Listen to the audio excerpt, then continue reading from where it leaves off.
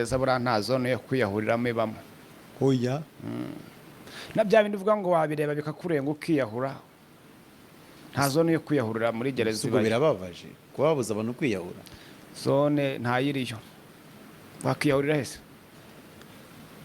mwoga murenga 4 uryama murenze 5 urumva wishize mu mugozi bagukuramo utarapfa. Ese ubwo birababaje.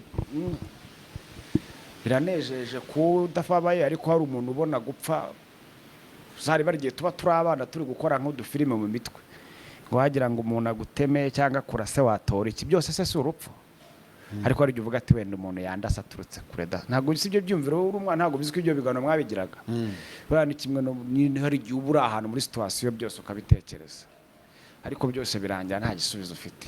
Oya wari gucika umusorove akakurasa nimba bashaka kwiyahura gafara. Ntabwo hari ibintu ari gutibika bakakurasa ntiwabuza wiyahurira. Hari ibintu mujya mwitiranya. Buriya rero iyo umuntu avuga umusorove, uzi ko umusorove burya aza kuri raundi ya nyuma.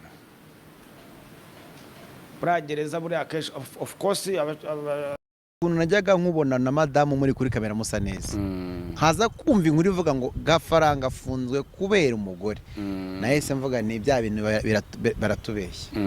Nibyo kandi kiri kugira ngo reka katari njye ibyo uvuga nibyo, nta nubwo ari ikinyoma. Ariko uri mukuru cyane turabyemeranywa.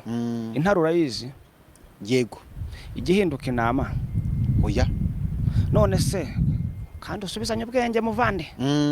Onye hana intariri n'umwana wawe ahari, kagira amahirwe ukabona urokoye umwana intare,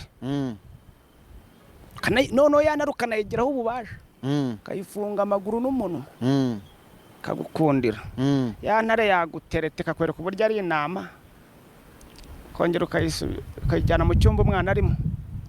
Kujya ntago nakora ikosa. Bivuga ngo abantu bose bashobora kwibeshya. Ushobora kuba waramubona bakuru ubona ndakana keza, ariko ntariko. Yego.